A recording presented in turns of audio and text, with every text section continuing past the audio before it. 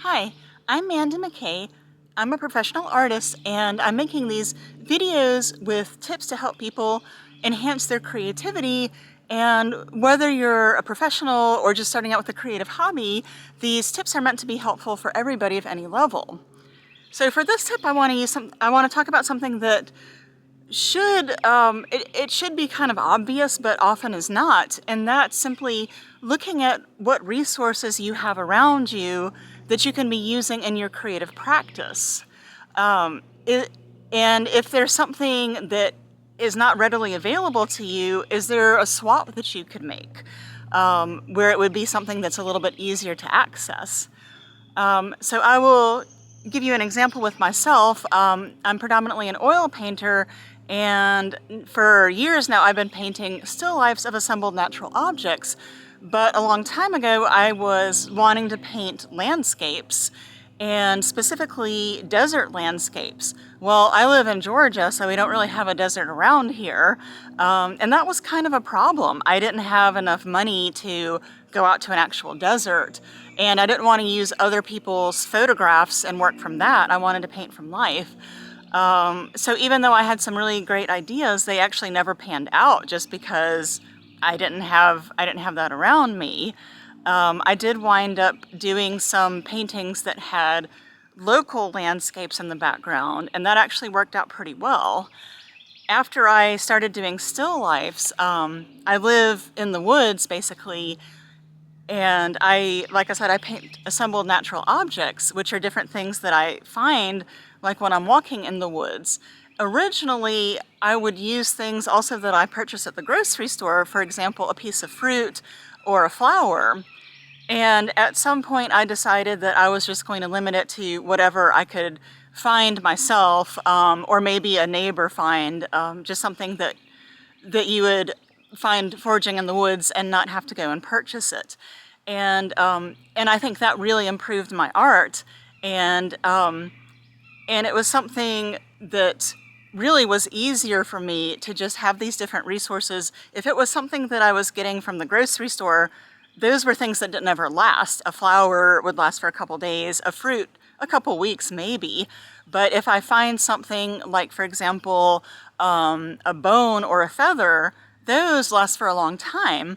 And so that was actually making it a lot easier for me to just use these sorts of objects that were resources that were readily available to me, that I didn't have to take time out of my day and drive somewhere and take, usually at least an hour to go and find something that I would have to paint right away.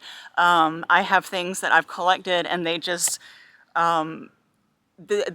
kind of in storage until I need to use them.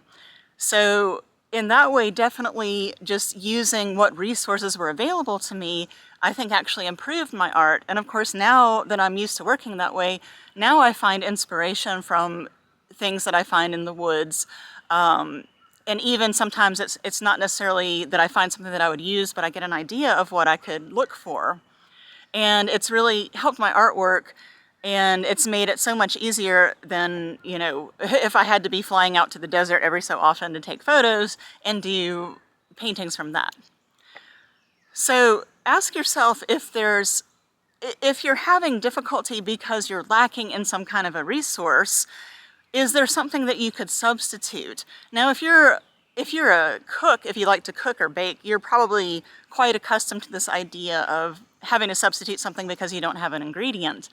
But maybe whatever type of creative work you do, is there something that you have around, maybe even around the house that you haven't thought to use that you could use? Something, if you're a musician, something that could serve as like a little makeshift musical instrument for percussion, for example, that's not even a percussion instrument.